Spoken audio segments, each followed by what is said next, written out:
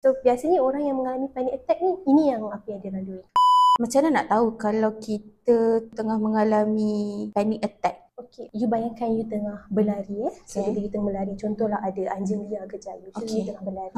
So bila you berlari, jantung you akan laju and then you susah nak bernafas sebab you akan tercungap-cungap kan. Sebab you berlari, you tengah cungap-cungap and then you akan ada sweating lah, you akan berpeluh and then sometimes you akan menggigil. And then ada juga yang dia akan rasa seolah-olah macam badan, roh dia tu keluar daripada badan. So dia macam I kat mana, dah takut sangat macam tu. Ataupun orang akan rasa macam hilang kawalan, macam I nak mati ke. So biasanya orang yang mengalami panic attack ni, ini yang apa yang dia lalui. So untuk orang yang mengalami panic attack ni, simptom dia sama ke daripada satu orang ke satu orang yang lain? Ada yang overlapping, ada yang berbeza. Ada orang yang mungkin dia tak rasa menggigil, dia akan rasa macam chest pain ataupun rasa sesak nafas sahaja dan dia rasa hilang kawalan dan sebagainya. Ada orang yang mungkin dia tak rasa dissociate tadi, yang macam you tak keluar dari badan. Terus tak semua orang mengalami simptom yang sama. Jadi maksudnya kiranya panic attack ni dia ada list of symptoms. Tapi let's say kalau seorang tu mengalami half ke ataupun kebanyakan daripada simptom tu, kita boleh assume dia mengalami panic attack lah. Okay.